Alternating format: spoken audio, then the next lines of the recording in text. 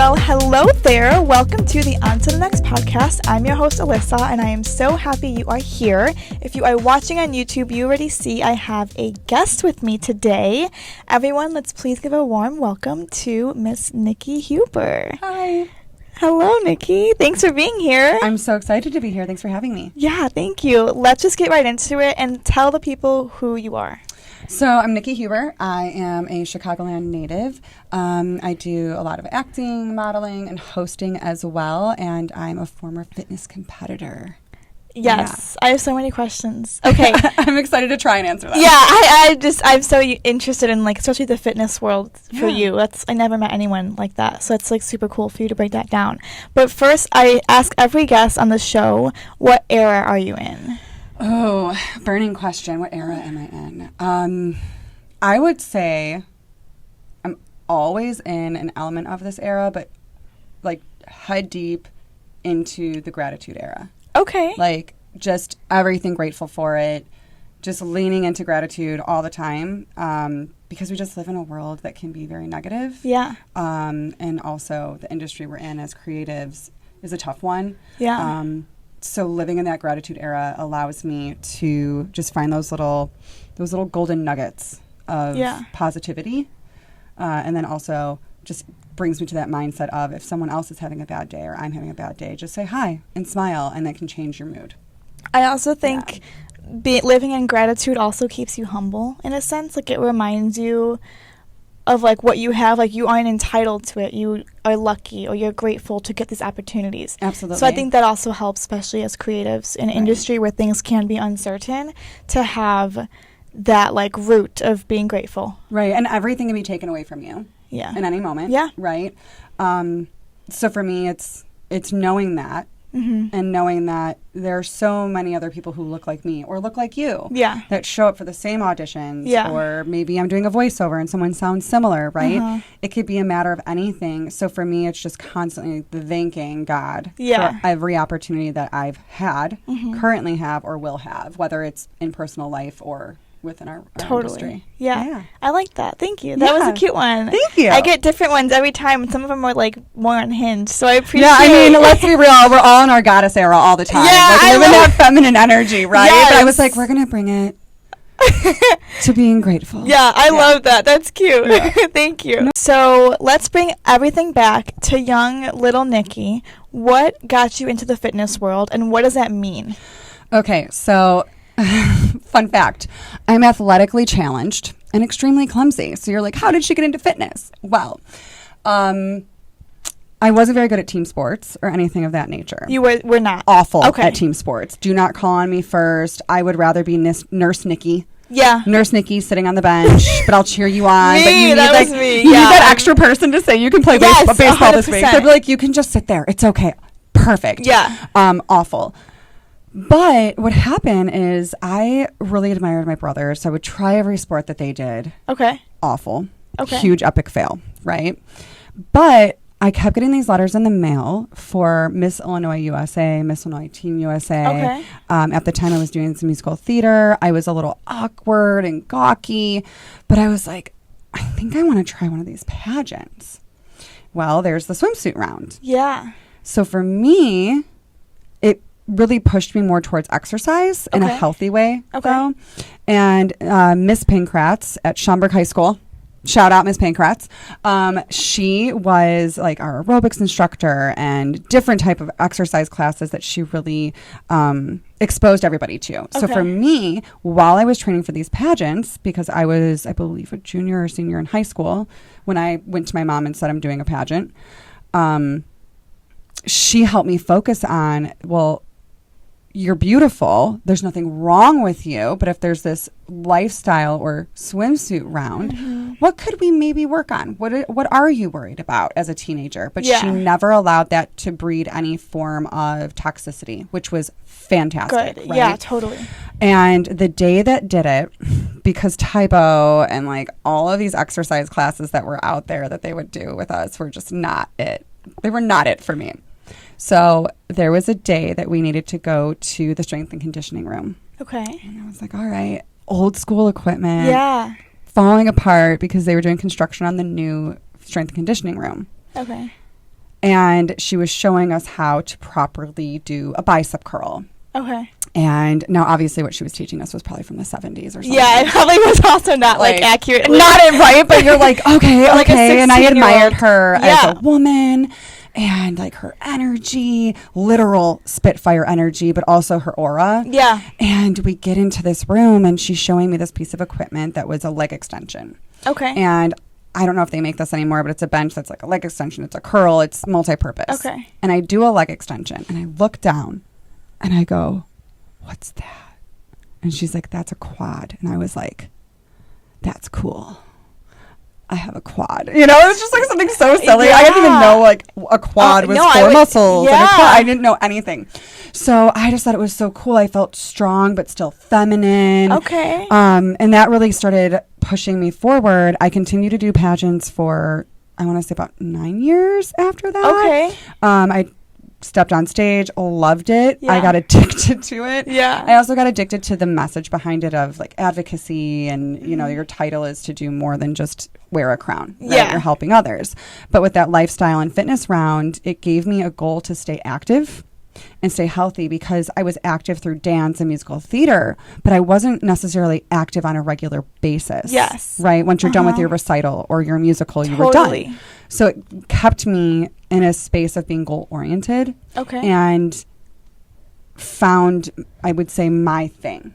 Yeah. Right? Because as the youngest sister, I was always going to my brother's things. Yeah. So it was really cool. It helped find part of my identity as well. And then I went on to, after I left pageants, compete in my first fitness show, Bikini Fitness with an organization called NABA. And I won my first pro card. And I thought, this is what's up. And I thought this is what's up before I ever won. Right? Okay. Was it great to win? Absolutely. But it's just like being in the arts. But your body is the artwork, if you will.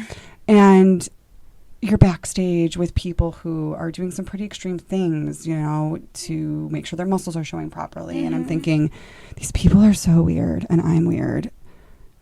This is cool weird. I'm here for this. Like, this is great. This is great. Right. It was really fun. Won my first pro card, went on to compete in another federation, nationally qualified in my very first show with that federation. I was like, wait, like I'm good at this. Like this is great. It combined performing. Yeah, it does. With a bit of pageantry. Yeah. And fitness. Like, oh my gosh, got certified to be a trainer. So then I was training clients, training my mom and dad. And then I went on to switch federations, which was the perfect fit. And it was WBFF was the federation. So the World of Beauty, Fitness, and Fashion. Okay. I was like, that's so cute. Duh. Yeah. And did my first show with them in, I think it was 2016, and won my second pro card with them, which was great. So it was evening gown and swimwear, a little opening number fun.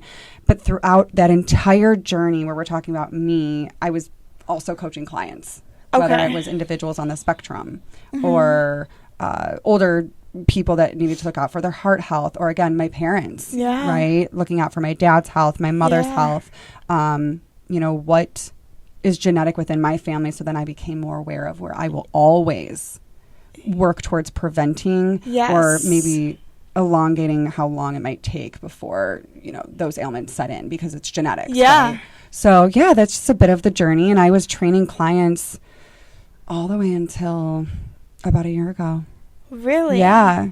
Yeah. Oh it was part of what allowed me to also pursue acting. Yeah. And hosting and modeling. Right. The flexibility. And it was also very rewarding. Yeah. To be part of people's lives. What? And their progress. What does it mean when you win a pro card? Like, how do you win one? So it depends on the federation. Okay.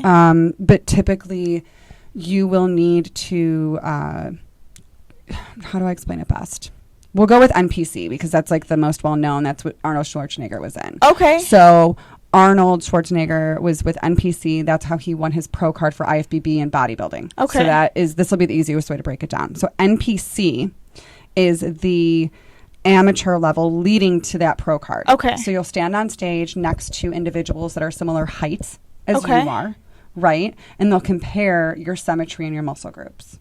With women, it can be a little bit different with the men. Yeah. They're looking at our swimsuit, our hair type. They're looking at us a little bit more commercialized than the men. Yeah. And you need to qualify within a show that is considered a national qualifier.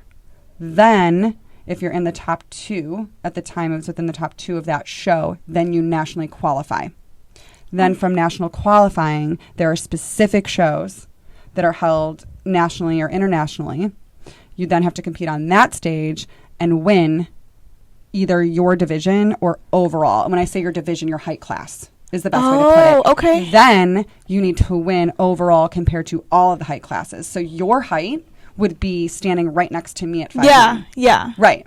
And they're looking at overall presentation, package, so on and so forth. And some of these federations, you also need to compete a certain amount of times while having your pro card to maintain your status. It's a whole It's like thing. a whole world. Yeah. So WBFF in Chicago, it was their very first show in Chicago. Okay. And theirs was a little bit different. So you needed to win your pro card and then to maintain it, compete as a pro. Okay. So they had more like a prelim at the show, and then you went on and they judged you against everybody else to win your pro card at that very show. Unlike NPC, where there's a little bit more steps to the process. Okay. Both are accredited in their own way and in their own right. Yeah. Yeah. Oh my gosh. Yeah, that's why you'll hear people say that they've competed in fitness for like 4 or 5 years and that they've done a certain amount of shows per year. Okay. But I want to note like how you are holding body fat at a very low level before you get on stage is not how anyone, male or female, should weigh or have such a low body fat on an everyday basis. Yeah. So the irony is we're winning these pro cards as athletes, right? Yeah. But likely we're at our weakest strength point backstage because we're depleted from carbohydrates for anywhere from a week to sometimes 2 weeks before. You're cycling your carbs, your water, you're changing up your protein, your fat intake to maybe hone in a specific muscle group. And then you get backstage and you start eating. Some people need to eat candy. Yeah. Because maybe genetically they are really blessed. So they need to eat candy to get the blood sugar going. Like I would need to eat actual candy. Whereas others, something as simple as rice cakes and peanut butter help their glycogen their glycogen spike. Okay. Right. So once the glycogen spikes, now we're filling the muscle up before you go on stage. So you kind of flatten out on purpose for a couple of days to sometimes a week before. And then leading up, you start increasing certain foods. How do you it's a know? whole hashtag science. Yeah. A woman in STEM at this point. It's like, wait, how do you know what food you like? How did you know it was candy and someone else was rice cakes and peanut butter? So I had some really good coaches. Okay. But also my metabolism was very fast. Yeah. And I already ate very clean regularly. Okay. So for me, a rice cake and honey or a rice cake and peanut butter wasn't enough of a cheat, if you will, for my body to recognize it as more sugar. So we need to pump this glycogen level up, right? My body wouldn't recognize that, but maybe somebody else who, while they were in prep, right, and when I say prep, that could be like 17 weeks of getting ready for a show, right? Maybe they weren't already predisposed with a very high metabolism. Yeah. So for them, they had to diet down harder. Got it. And that's going to impact them. Does that make sense? Yeah, that does. So it's kind of up to each person's body. That's so interesting. So my very first show is when we were figuring it out. Like we had no idea. And they'll even like some coaches will even give you a little bit of red wine because of the sugar. Okay. And that will help as well, which wasn't great for me because I don't drink that often. Yeah. So I'm thinking, right, and I'm like, I'm in my high heels and you're back there with resistance bands, like pumping up your biceps, and I'm going, I feel really floaty. This is great. Yeah, because you took 2 sips of wine and you haven't touched alcohol in how long? I mean, I had competed in pageants and fitness for so many years that my girlfriends would have funny photos of me out at bars double fisting water, right? So for me, those 3 sips of wine really got me. But maybe my teammate who was used to drinking prior to the show, her body was like, give me more. I need more sugar. Oh my God. Because it's the sugar level also in the wine. That's so interesting. Yeah. So like for you. We're just giant science experiments. Yeah, basically. Seriously. Because so like you eating a candy bar like it made you look more defined. Yeah. I know. That's You're like, so that's so weird. counterintuitive. Yeah. But because if we have that all the time in everyday life, it's too much if you're eating that way every single day. But because you're honed in on a specific meal plan for 18 weeks, your body hasn't had any of that sugar. Yeah. So it's eating it up. It's Oh my absorbing gosh. that. Oh my God, that makes and now sense. you're filling out. So when you hear people Wow. say like, "Oh, your muscles are filling out," you're then filling that out. If that makes sense. That's so interesting. Yeah. It does make sense. Yeah, I haven't my explained this in so gosh. long. It's kind of fun. I want to like. It's been a minute. I want like a breakdown of like what I need, but I don't know how to do that. Like, you know what I mean? I would sit down. We would do your height, your weight, You your would be activity able to, level, like- your food. Typically, I would have people give me a food journal of about 3 days or so. Okay. And that helps me figure out based on Ooh. what they've been eating and what their goal is. And I'll also find out what your current exercise or activity level is like, because you're also looking at fuel in versus fuel out, meaning calories in and calories out. And where are those calories coming from? Yeah. Are most of your calories from fat, good fats, bad fats, good carbs, bad carbs, protein, right? So then I play with those ratios. And Oh my God. because a lot of people do a ton of cardio. Yeah. And they're not doing any resistance training, which as women, we really need to do resistance training. Yeah, totally. It helps with our bone density, osteoporosis, metabolism. Yeah. Oh my gosh. Okay, that's another. We'll go to coffee. After today, let's do that. I will start We'll have a my whole podcast about that. Please, I will start my food diary. That is just so 3 days. interesting. That's all I need. That's perfect. And I always tell people what I would tell them all the time at the gym, or if it was independent clients, was don't tell me what you think I want to hear. Yeah. Because if you tell me what you think I want to hear, I can't help you. Yeah, totally. You know. Yeah. I have a sweet tooth, so I have to have something Same. a day. So I understand. Dark chocolate. Yeah, I do the true fruit. Yeah. Fruits, like little like healthier versions, or like chocolate covered almonds, like something in that realm to try to be a little bit better than just like. Another one with the sweet tooth that's good is there's little cheats. Like, do you like cottage cheese? I haven't dabbled enough. So you can play with cottage cheese. There's a decent amount of protein in it. Okay. And I usually get some type of preserve, like a jelly preserve of some type, and mix it in there, and you can freeze it or put it in the blender, and you're totally tricking yourself into thinking you're eating ice cream. But it's much healthier. I know. Okay. Yeah. I've got tricks of the trade for you. Yeah. Okay, let's talk later, because I do want that Deal. information. I could spend the whole hour on this. We but could. Okay. No problem. Yeah. Okay, so obviously you've always been on a stage in some sense. You're a performer. Regardless of what you're doing, you're a performer essentially, which is cool. Correct, yeah. So what did you always decide? Because I know you as like an actor, you know, model actor. So like, did you do the switch after fitness? Did you stop fitness world? Like, what does that look like? So like what now? kind of the order was? So growing up, it was pretty much whether I was on an actual stage or not, you were getting a show. Yeah. Whether it was I decided the dogs were dressing up and we were playing a circus and showing it to my parents. Yeah. Or I would stand on my sandbox and sing songs, and my parents would say, "What are you doing?" And I made up a name for myself. Cute. That was on my bedroom door, so I was Judy the Rock Star. Aww. So they knew if I was performing, I was Judy the Rock Star. Like, this was a thing for years. I didn't have an imaginary friend. Yeah, like, I was like also. Beyonce had Sasha Fierce. That's hilarious. I was Judy the Rock Star. You know, but it was all performing, and even through fitness, I would still do some type of hosting. I was hosting for the Chicago Slaughter, which was an indoor football team at the time. So there was always some type of performance element. But really, it started with dance, and then from dance was musical theater. And I will never forget my dad driving me to my first musical theater class. It was a makeup class. Okay. And then they were going to have singing, and I thought, oh gosh, it was probably when I first started realizing this can be nerve-wracking. Yeah. Now I'm nervous. Yeah. And he's like, I don't care, you're getting in there. And I got in there, and I'm so glad that he really pushed me in a positive way. Yeah. To get into that class.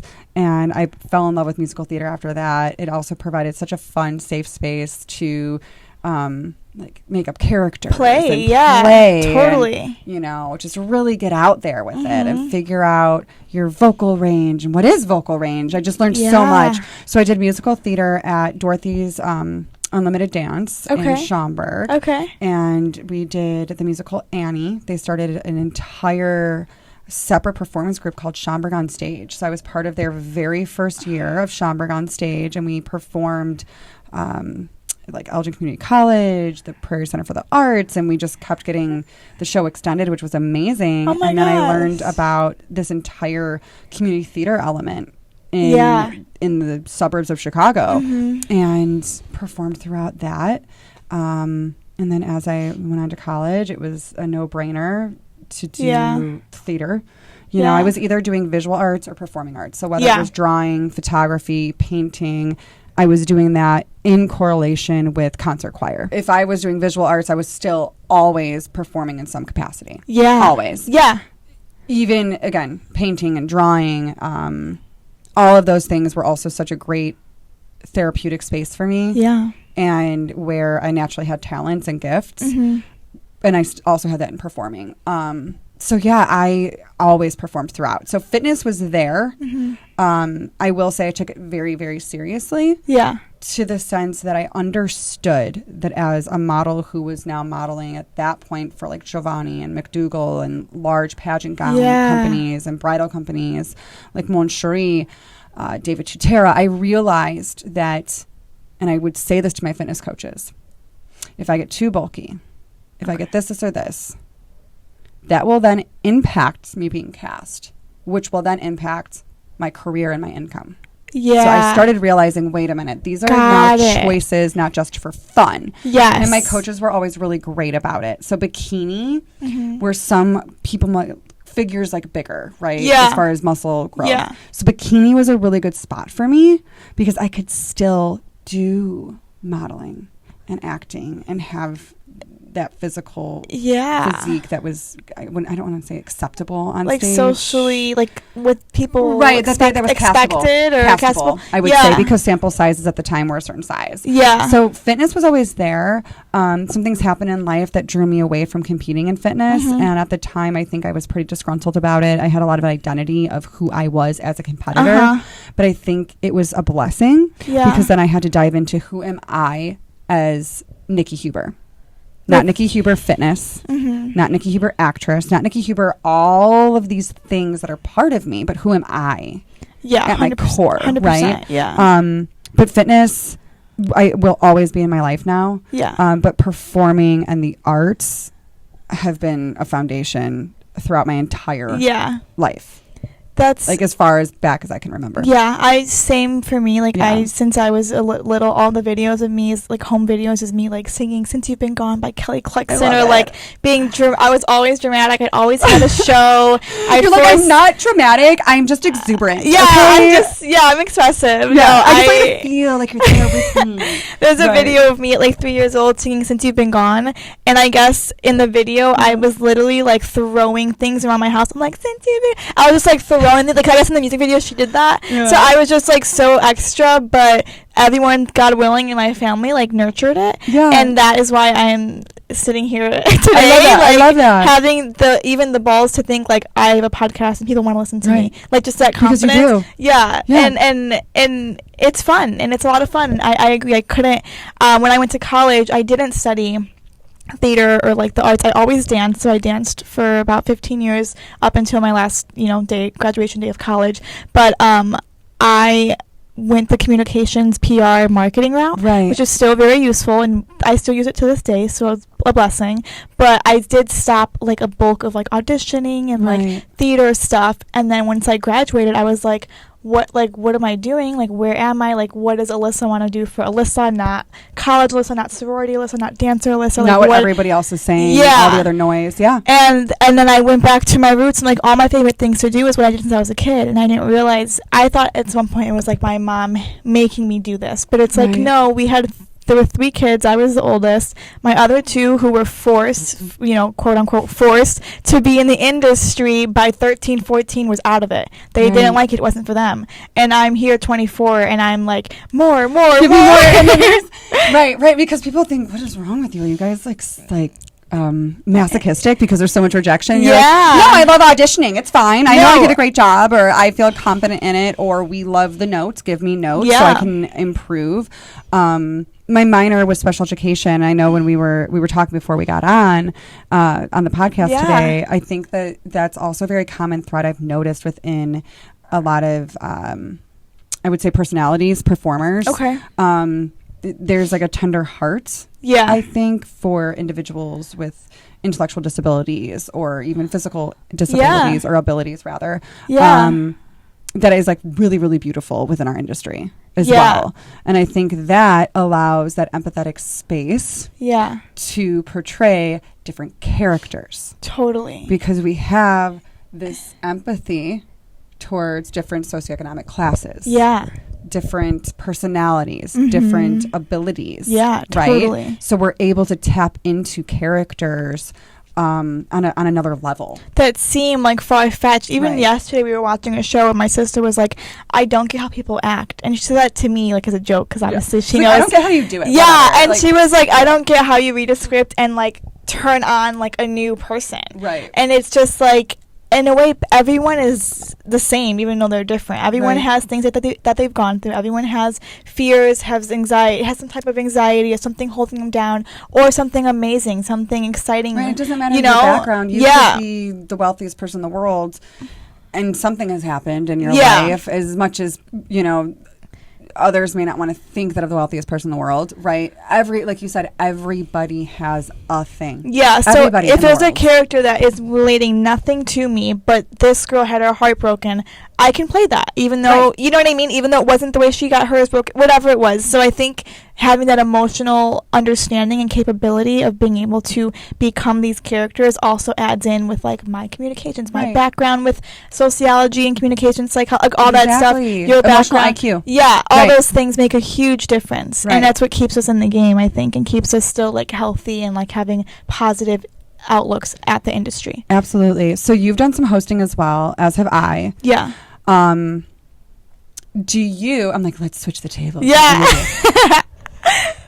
Do you feel, because I feel this way, I think that being able to host as Alyssa or even as Nikki, even if I'm representing a brand in an industrial training video, or I'm at the Chicago Dogs or the Chicago Wolves and I'm Nikki Fuller, the Chicago Dogs. Right? But you're still you.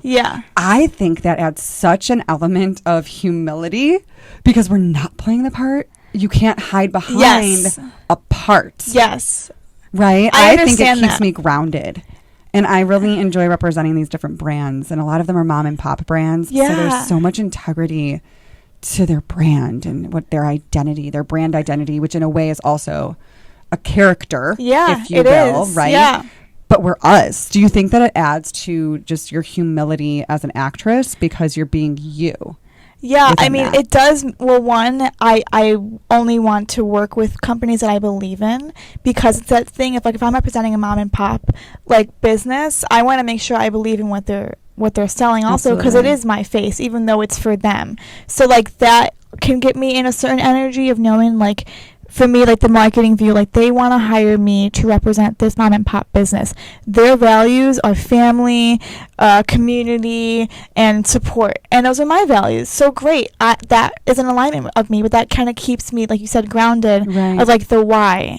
Even with this podcast, I feel as though I'm representing myself, but I'm also representing, in my eyes, a bigger purpose of like talking and being a voice for women who might not want to speak up, or who might not want to say these things or admit these things, or who might not even know these things. It's a group of people. Like, I was about to, say when you were speaking, your podcast represents an entire group.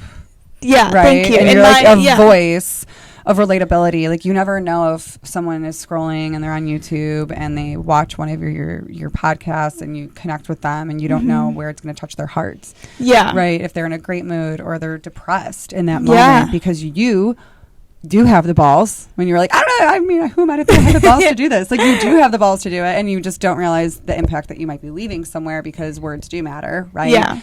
And that impact like leaves that legacy for others as well. Thank you. And I started this because of women, I started this, in 2022, like after like my first long-term like breakup, and I was experiencing the same things all my girls were feeling, but no one talked about it. And I'm like, wait, you felt this before? I didn't know. Well, that's the problem, is no one talks about it, right? And if we sociology major, if we look back, right? Let's go way back to like living in, villages, if you will, and huts, right? Like the women spent time together talking about women things to support one another. They spoke, and somewhere along the line in societies, it became hush, hush, hush, hush, hush. Yes. When now women and young girls are going, well, not to get gross, but it's like, tell me about puberty, mom. Like, explain it. And there was such a hush hush for so long, and we were, as women and even boys, were learning about it in school from your health teacher, but no one spoke to each other. Whether it's a breakup and you're going, oh my gosh, I'm not alone, I feel so normal. Oh, you get like that cray cray moment too? Me too. What's your cray cray? Tell me, like, right? Like, it's just knowing that you're there together and there's communities within society. Totally. And everyone experiences the same things, whether or not they mask it. It's a thing that you can experience. Right. And I have like a questionnaire, like Google like form people can fill out, and I have more guys fill it out than girls. And the guys are like, what do you think? Like, my girlfriend said she wants to like take things slow, but we've been dating for 2 years. Like, she's going like these guys are asking me questions, and I'm like, that's sweet. Like, that they like have that thought of maybe not talking to their direct girlfriend about it, but they want another girl's POV without being weird and asking a sister and weird, quote unquote, or without feeling like they are overstepping a boundary and asking another woman at work, or another woman who is their girlfriend's friend, or a girl that they're interested in, because they don't want to cross what they might feel as a disrespectful boundary. I love that. And kings, ask the questions. Well, because there's strength and vulnerability, and I think that even more for men and boys. They're taught, like, don't cry, don't show this emotion or that emotion, don't show any emotion. When vulnerability and conversation is strength. 100%. And I think we're getting to a spot where more and more men are feeling safe. I agree. Or they're at least dipping their toe in being comfortable with these questions and communication. So that's awesome to hear. And I think with the emotion part, I have been... when I'm like talking to a boy or dating a boy or like intertwining myself with a boy, whether it's a friend or like more, I always think I can tell very easily like what they might have lacked as a kid that they didn't get, because it projects on them now as an adult. Like for example, just a basic like emotional, like maybe your dad told you couldn't cry, so you can't cry, so now as a 25-year-old man you don't know how to look at me and cry. Or if they do, they say, I'm so sorry. I'm so sorry. You must think I'm so weak. And I'm thinking, no, you're crying. Let it out. And I literally yesterday was thinking about something and like reliving an experience that happened a couple years ago, just a part of like my healing journey. Of like where did I go wrong? And I think we're honestly forever healing from something. I do too. Honestly, I think forever. You know, no, 100%. We could reconnect in like 30 years, and you're like, oh, well, now I'm healing from this thing. There's always something to grow from, always something to heal from. Like, I don't believe in the belief system of once you hit a certain age you can't change, or once you hit this or this in your life you're stuck in that pattern. I think that there is a difference between growth mindset and the want to grow and change. Or I think the word change has a stigma. Elevate. Elevate's great. Awareness. Versus if you're stuck in your ways, you're stuck in your ways because you're choosing to be stuck. And with that thing, when I was thinking about it, I was like, it's kind of annoying. It's not his fault he doesn't know that he can cry in front of me. It means his dad told him he can't, and then his grandpa told his dad he can't. His great grandpa told his like, it's just a generational thing. And it's a thing that I agree, like, I have some girlfriends or older, not older, but like in my eyes, like they might be 5-10 years older than me, but they already have kids. And I have 2 or 3 in particular that are boy moms, and they're like, oh my God, raising a boy, like I have to undo everything I was told and my husband was told and try to implement these healthy habits on these young boys, because if we don't do them now, like it is not happening.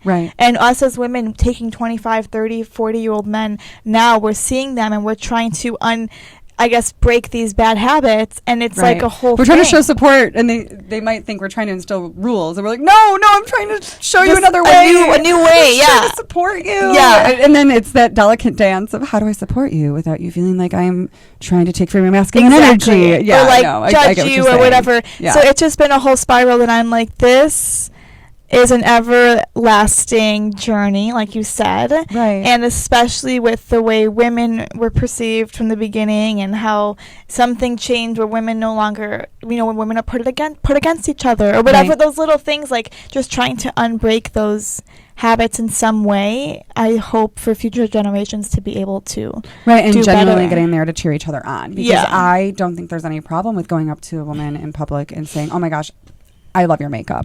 Oh my God, it could be something as simple as that, or it could be a moment where you see a mom at the grocery store really struggling with their child having a tantrum, and you walk by and say, hey, you're doing the best you can today. That's so cute. That's it. Yeah. Dude, those little moments, even what we receive, it's those things that we think we would need to hear. Mm-hmm. There's somebody out there that needs to hear the same thing. And especially when it's woman to woman. And again, it's not to say that men don't need compliments and men don't need to be there for each other, but there's definitely a difference in men and just a competitive nature. Yes. And women and the cattiness, I guess we would label it, because it can be vicious. It can be. It can be vicious. It can be detrimental. In an entirely different level. Yeah.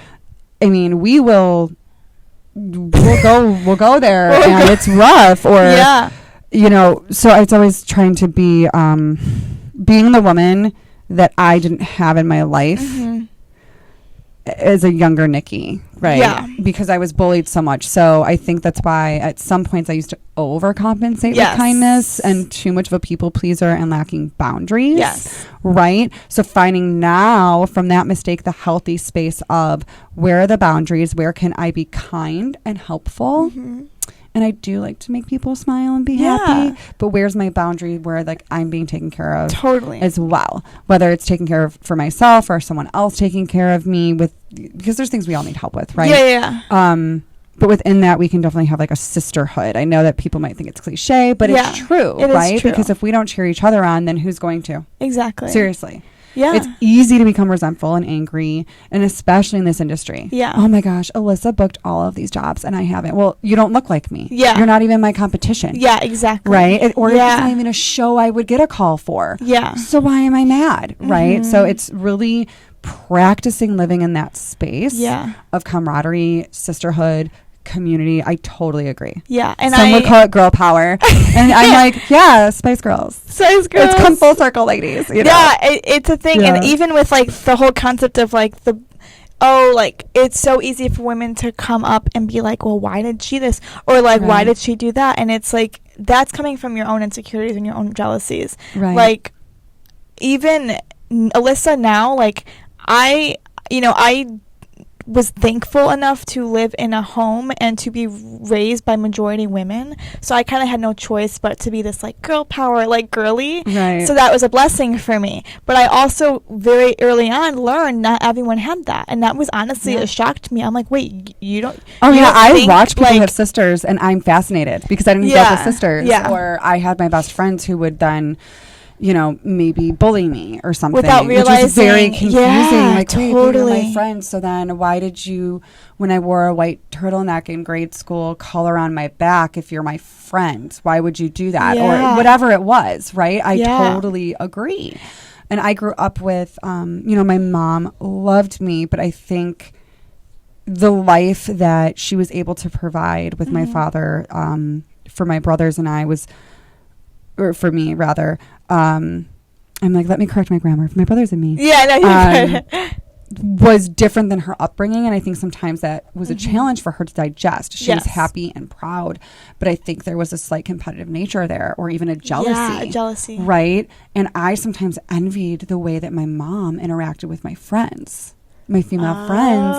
I thought to myself, I want my mom to act like that with me. Yeah. But now I've grown up and I go, she couldn't, because she saw me as this daughter to protect. Yes. Right? Yes. So I was always fascinated by, my friends who had sisters. Mm-hmm. That's very complex, too. A certain relationship with their mom. Yeah. Because it was different than what I had. Now, I had that more with my grandmother. My grandmother was like my best friend. Okay, good. Yeah. And now my mom and I have just like grown through so much. So that's where I totally agree, where it's who you were at 5 is different than who you were at 15, and you continue to evolve, and especially if you want to self-reflect. Yeah, right? totally. And I can even say me from 2 years ago is different than I am now. Totally. Like there's things that I absolutely would say I regret, or things that I would say, oh, I wasn't really proud of that a couple of years ago, but I guess maybe I had imposter syndrome. That was a pretty cool thing that happened, you know? Yeah, and I think I agree. I think I did my most changing post-college. Right. And it's been about 2 years now, which is obviously like a blessing to be able to have the opportunity to grow, if that makes sense. But I even today, you know, a lot of the cattiness I witness with girls is all because of a guy. Yep. Like it's like today, Alyssa, like when I see or hear like, oh, an ex-boyfriend has a new girlfriend, I'm like, I literally say, I hope that was what he was looking for. And you're like, it wasn't me, hopefully it's her. And that is, so I give you kudos, because I have struggled with that. Yeah. I've been cheated on a lot. Okay. I want to say probably every single relationship, honestly. So I used to have a very jealous side, but I don't even know if it was truly jealousy as it was maybe watching my mom with that competitiveness towards females, right? So I personally would then, and I didn't have a lot of good female friends. Yeah, right? I grew up with that makes a difference. Female friends who I thought my friends, and then they would do something that hurt you to the core. Yeah. Right? So I didn't know really how to trust women other than maybe my grandma. Yeah. Right? Yeah. So I purposely, even when I sought out therapy, I purposely looked for a female. Yeah. I was like, I need to get past this. Totally. Purposely looking for those female relationships. Chicago Slaughter was my first time having a group of 7+ female friends. Okay. Truly friends. And I remember texting in a group thread going, oh my gosh, this is what it's really like. Aww. And it was so cool. But it took a lot of work, because it's so easy to become jealous just to be jealous. And you're right. It's not fun to look in the mirror and go, why do I not want him dating that girl? What is my thing? Yeah, it's our own. That is so tough. Yeah. And then I do think, though, there are unfortunately females out there that I guess we would call a pick-me girl, which I know me saying that term right now and maybe agreeing with it at times is controversial. Yeah. But I do think, unfortunately, there are people out there. I agree. That at the core, I like to say it's almost like their heart is covered in tar, and we don't know what dipped their heart in tar. Yeah. But I need to keep that boundary, because I have encountered some female individuals that they really enjoy the demise of relationships. I agree. I have it's too, a challenge to them. Yeah, it's like a game. Yes, but I had to then take a moment and almost mentally make, okay, this is who I'm dating. This is her. Where does he contribute to any of this? Yes, that's the other thing. Because I have to take a minute. Should I be mad at her? Should I be mad at him? Should I be mad at me? Yeah. Right? Let's just kind of make this a mental checklist. Yeah. And going, do I legitimately have a reason to be uncomfortable? Because the difference between jealousy and going, my gut says something just isn't right here. I agree. And for me, it's knowing that, again, that boundary of, because I can just want to invite everybody to the table. Because I'm like, let's all be friends. No, I know. Let's invite everyone to the table. Let's go. Anything for fun. Anything to get everybody together. So I would almost sometimes, I think, invite, what's a good word? But almost like you're inviting the darkness to the table. Yeah. Whether it's the male or the female. So I really would have to check off, almost make a list of, okay, where is there the truth, the actuality that maybe this female really isn't a very good influence and it is her. Yeah. Where is maybe my partner involved in this? Yeah. Right? With the cheating stuff? Yeah, absolutely. And where does it combine? Or am I just being a little delulu right now? Yeah. And I need to calm myself down. Yeah. So I've worked on that, and I can very confidently say, I think in the last 5 or 6 years, I really I just had moments where it clicked where I was like, I'm really not a jealous person anymore. I worked on my confidence level. I worked on my self-esteem. So now I really know without a doubt, if I've got a gut feeling about somebody, male or female, I can confidently look in the mirror and go, it's not you being insecure. Yeah. There's something There's here. reason. Yeah. And I think And I'm also, I hate when I have to be like, damn, it was actually the girl like that, and not meaning cheating, but like, I because always we want hated to wish the best. Yeah, and then you're like, because I will think that like something is not right, and I'll be like, but I don't want to dislike somebody. Yeah, I don't want to be nice. her. I want to be, but then I don't want to be fake. I need to be in reality as well. Yeah. And I also, a thing I kind of maybe struggle with, I don't know, I can see a woman and she can do many things wrong, and my first thing is like, what caused you to do that? Like, what happened? Yeah, right. Yeah. So I'm like, well, what happened that caused you to be there? But then there do come points where you're like, well, this is just a personality. You're like, I can't fix. You're not ready to work on it. You're not ready to evolve through it. Mm-hmm. And again, I'm a person of chances. I give people many, many chances because I think that we all have things to learn from. Yeah. So if I know that there's times in my life where I've, again, done things where I'm like, oh, gosh, I wish I had another chance. And I was given more chances. Yeah. Mm-hmm. So I just definitely believe in giving that and receiving that. So I agree. I'll learn more about somebody, and maybe she did do things. And you're like, son of a gun. And you're like, I want to give you more chances. But then there's a limit where you have to go, love you, sister. Yeah. You go. Yeah. You're not good for my space. Yeah. You work on that. And I will hope for the best for you. And it's just hoping they do better, but for themselves, not for me to feel better. And I think a lot of women too, unfortunately, like in society and just in life, throughout history, have to make sometimes uncomfortable or bad decisions, bad quote unquote, to make their own safety and security okay. Do you know what I mean? Absolutely. So there's a lot of gray areas. It's a lot. But at the end of the day, I think what made me, I'm a big believer in like what's meant to be mine will be mine. Like cards will show if something comes up that is not in your alignment, then that was supposed to happen. It's saving you and blocking you from future things or from something worse happening. So I do live in that space, and I think that's why I, at a young age, am able to be like chill with whatever happens. Right. And if it's gonna hurt, it's gonna hurt. But guess what? I get better every time I get hurt. Do you also think that's part of being in this industry at such a young age as well? Yeah, I did tell that. Because we don't really see it as rejection. We see it as, okay, well, we didn't get the part. Or, okay, that was a note from the director. Okay, these are all notes and learning moments in life rather than having just this constant looming cloud of negativity.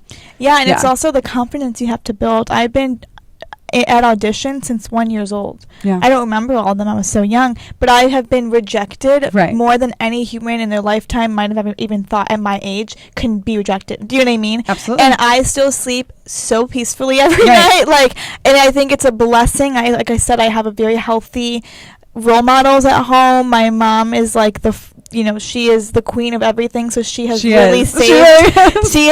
me with how chill and like, it's not meant to be yours, Liz. Like, you're fine. Like, it's okay. You're not the problem or whatever. If you don't get that part or that voiceover or whatever it is, there's something else. Yeah. That doesn't mean you said walk away. Or the other person needed it more than you did. Right. Or whatever that looks like. The only entity that knows who needs what is God, right? So God knows, hey, Alyssa, like, you're okay with this person.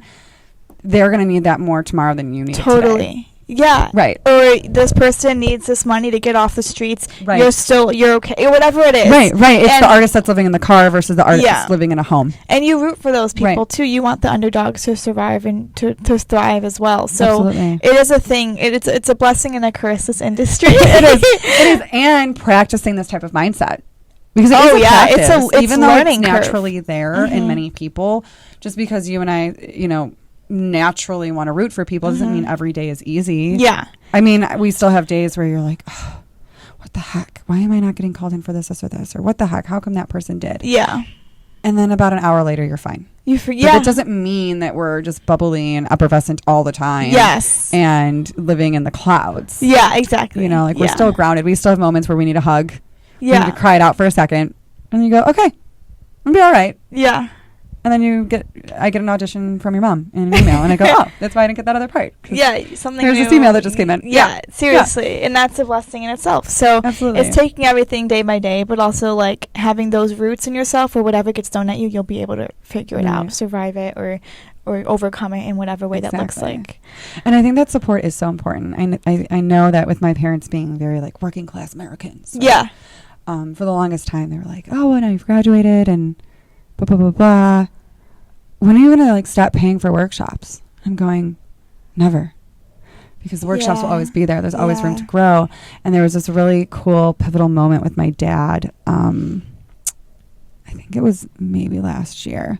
And he sent me a text message, and then I think shortly thereafter a phone call. Mm-hmm. And we had actually just finished watching Marvelous Mrs. Maisel. I don't know if you've seen it. Yeah, I love There's that. that really cute moment where her father is, sorry to anybody who hasn't watched it yet. Disclaimer. Spoiler alert. Yeah. Spoiler alert. But there's that moment in the final season where her father kind of opens up, or he does open up to his friends and says, we didn't buy our apartment back. Our daughter did. And our daughter brought us in, and our daughter is a comedian, and our daughter is the hardest working person we know. Yeah. And we're proud of her. We may not understand it, but we are. And it was That's this really so cute. adorable moment. And I just read this text from my dad, and I just like got 2 sentences in and started crying. But he made a comment like, as much as, you know, you may not be rich monetarily, but you're rich in experiences and rich in heart because you've pursued your dreams more than anybody else. Wow. And I was like, more than anybody else I've ever known. Yeah. And you should be so proud of all the experiences you've had. And I'm so proud of you.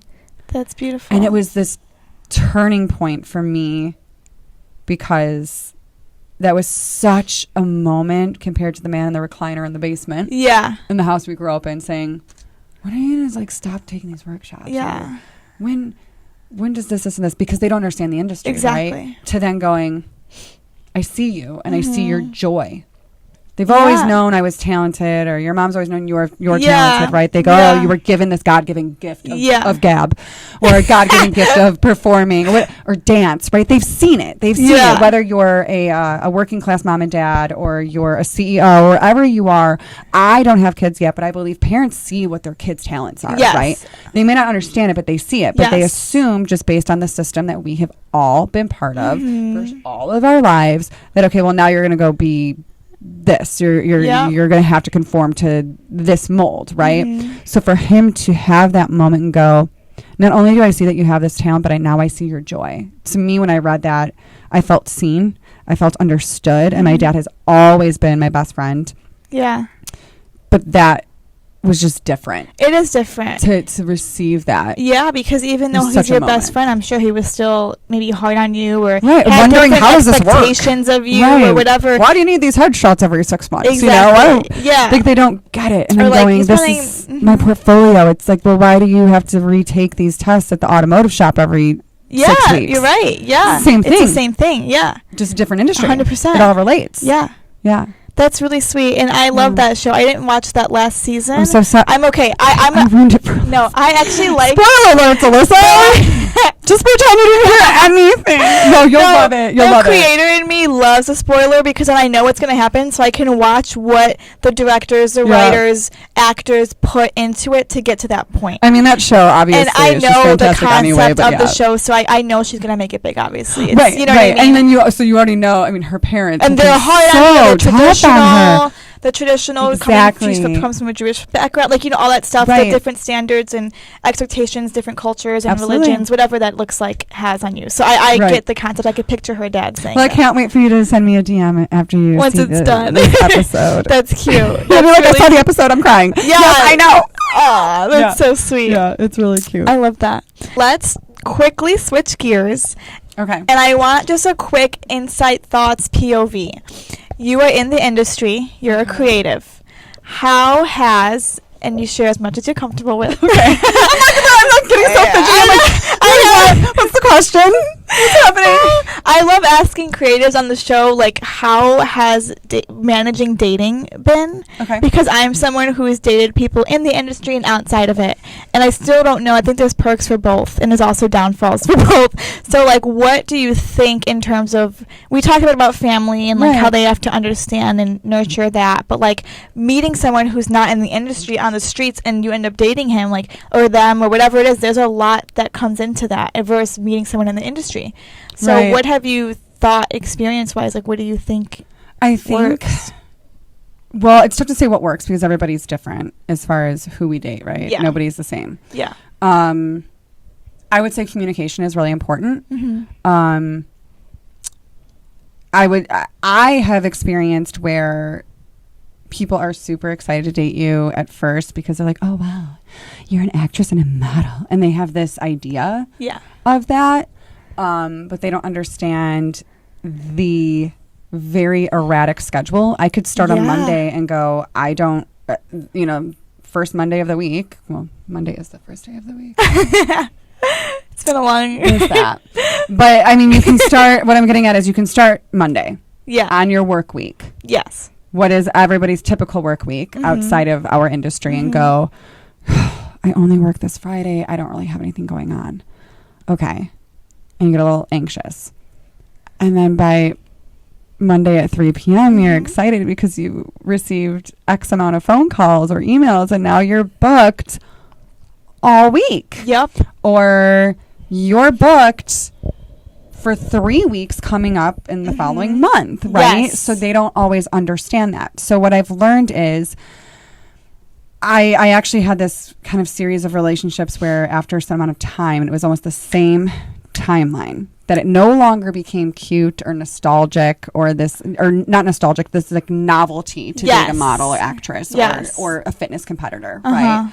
Well, because some of them weren't in the fitness world and some of them were in the fitness world, but they still didn't understand, like, this isn't just a blip in my radar. Like, this is my life. This is my lifestyle. Like, fitness isn't going anywhere. Entertainment's not going anywhere. And I love to give back to the community. So that also is not going anywhere, right? So the novelty will wear off sometimes. Yeah. And when that happens, that's when some of the hard conversations start. Yeah.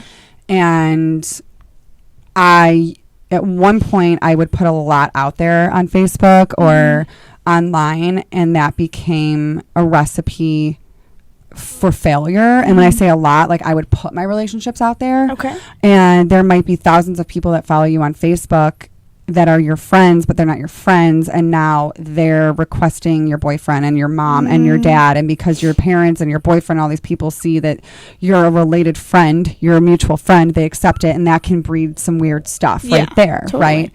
A lot of times when that novelty wore off, it just became very apparent that we were in two different worlds. Yeah. However, at the time, I might not have also been very good at communicating things because it was, well, this is what I am. Yeah.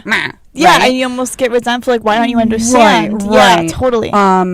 So then I dove into another relationship and almost went so hard the opposite end of, like, okay, I'll sacrifice this audition or I'll sacrifice this or that, right? Because I don't want another failed relationship. Yeah. Well... that didn't bode too well. He actually would bring up age, or he would bring up, well, what are you going to do with that degree eventually anyway? And the irony was I taught this person because they needed to present for work. I then turned the closet into a green room. I was teaching them lighting and design. So it was almost like being in the industry with someone. Yeah. So that became a balance of, like, who's recording what when. Okay. And I think I was hoping it would help this person see me. Yeah. And go, like, oh, now I get how much hard work this is. But it just didn't work out that way. So unfortunately, that relationship ended. So then as I learned more about myself, and again, who was I? So this was the turning point of who am I without fitness? Who am I without performing? Who am I without all of these labels? Like, who am I, Nikki, at the core? Like, who did God make you to be? Like, who are you? Yeah. Right?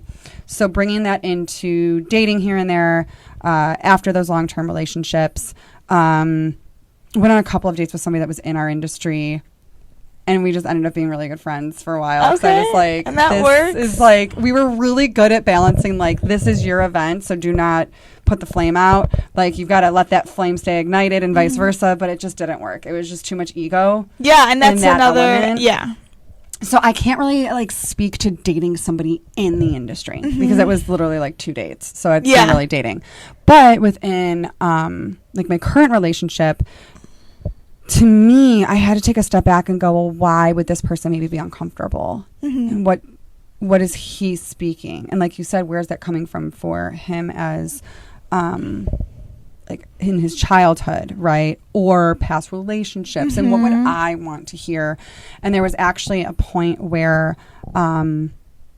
you know, I had to do a film and it was like a religious film. So even like a kiss was like a smush. It wasn't really like a kiss. But I hadn't even put in that situation yet. Yeah. And everything I've ever done, like on stage, it was that good old fashioned, like, oh, cover with a thumb. You're in 8th grade, you know? So I did my best, which would be like, what can I do to help you feel comfortable? Or do you want to meet? It was an indie, so it was like, do you want to meet the director? Like, what can I do? Because there's not, as much as people think for the actor or the model that there's a lot in our control, actually, it's the contrary. Dude, literally. There's pretty much nothing in our control, especially when you're up and coming. Yeah.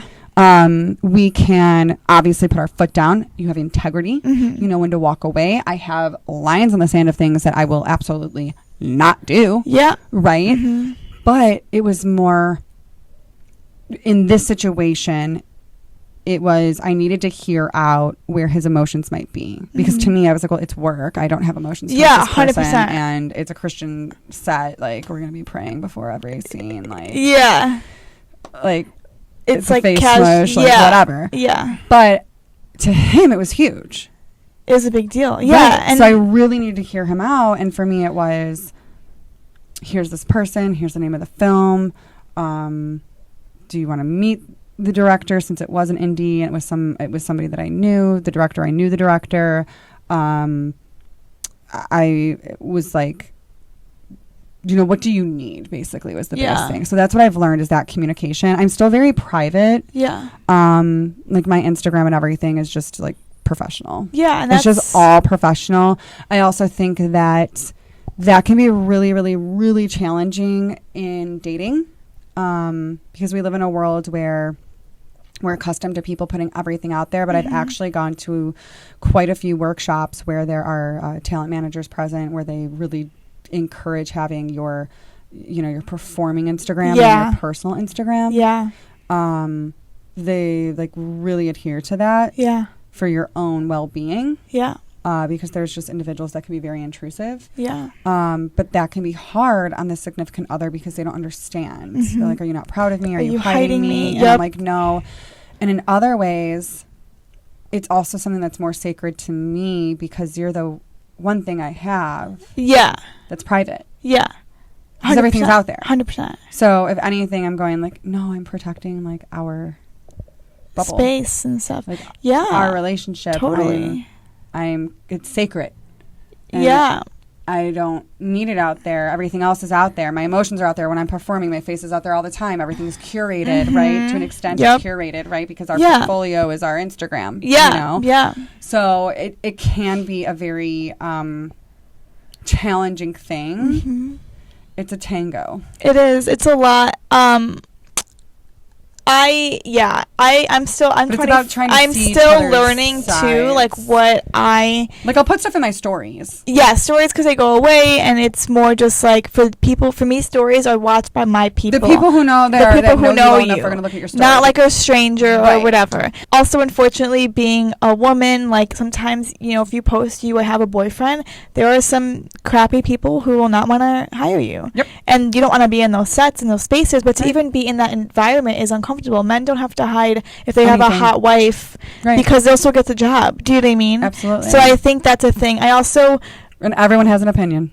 Yeah. And one thing, though, that I was told by my therapist that really helped me feel better in terms of navigating, because I always thought, like, I'm asking a lot. I'm asking a lot of these boys. I'm asking a lot of this experience because of what my industry is. And she was like, Alyssa, this is your job. Like, if you were an ER nurse and you worked 3 12-hour shifts, it wouldn't be asking a lot. It's, she's a nurse. She's going to work. We go to work. For 12 hours, 3 days in a row sometimes. Typically, it's a 12-hour minimum day. Yeah, exactly. I can be on set for 18 hours. Exactly, and that's normal, and that's not weird. And if an ER nurse comes home and is tired and wants to take a day to herself or himself, they don't get crapped. I call it cocooning. Yeah. Like you cocoon. And you just I just need to be my blanket and for you a need day. that. Yeah. And they don't get talked bad to. They don't get, why? You're working, whatever. It's like, have your space. If I come off a 12-hour set day and I just want to go and cocoon, that can be like, well, what do you mean? You're just home alone. You're just like, you're being lazy or whatever. We're on set and we're just standing there. And we're just like dilly-dallying and like making... It's effort. It's a lot. Having to do the same thing over and over again and memorize it's lines. Muscle memory. So